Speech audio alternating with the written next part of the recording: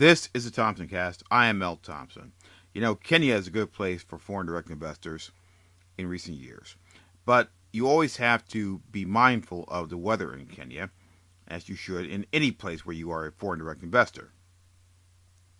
Now, Kenya is currently preparing for the floods that are very, very obviously going to be coming and continue to be more problematic as the month of October goes on. This is the annual rainy season, and the UN Disaster Management Agency says that hundreds of thousands of Kenyans are affected annually by the floods.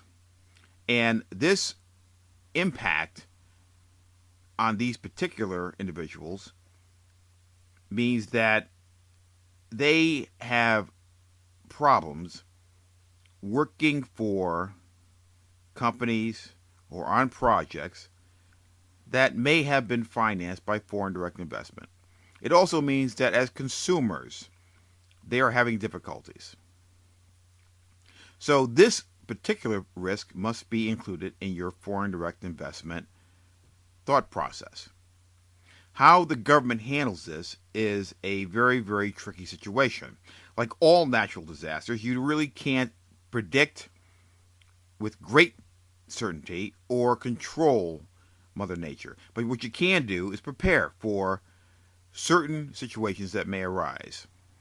Kenya does the best it possibly can, but it is not the United States when it comes to situations of disaster preparedness. So what the foreign direct investor must do is hedge the bets that they have already put on the table. Look at options as far as additional insurance and hope that the resilience of the Kenyan people will overpower the inevitable floods. There's not more you can do. You can't control the weather, and you can't control despair. And of course, there will be despair because these are horrible, horrible situations that occur. But they are anticipated by the Kenyan people, who are very, very aware that in their neck of the woods, these floods come every year. But from the standpoint of the foreign direct investor, that person or group of persons must always plan ahead. So to be aware that these floods are coming is one thing. But look at the government policies and the government preparation as far as this particular type of natural disaster is another thing. That is the area that you should focus on because you don't know, quite frankly, what the government of Kenya is going to do and how they are going to react. But you do have a roadmap, and the roadmap is that every single year these floods occur. And in the areas where the floods are the worst and most problematic, how did the Kenyan government react? What types of foreign direct investments were in those areas? What types of losses were incurred? And how can you as a foreign direct investor mitigate your potential damages against this natural disaster?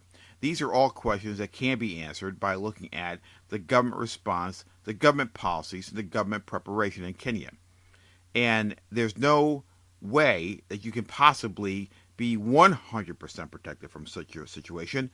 However, knowing what the government of Kenya can do, has done, and will possibly do will certainly help you mitigate your political risk.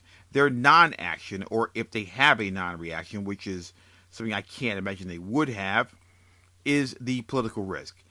Inaction sometimes is a problem. Action that is flawed is sometimes a problem. You can predict which one it may be if you only look at the past performance of the Kenyan government in this regard. And if you do this, you will not guarantee yourself that your foreign direct investment will be 100% secure, safe, and sound. But you will certainly mitigate risk by looking at the option of further insurance coverage. This has been the Thompson Cast. I am Mel Thompson.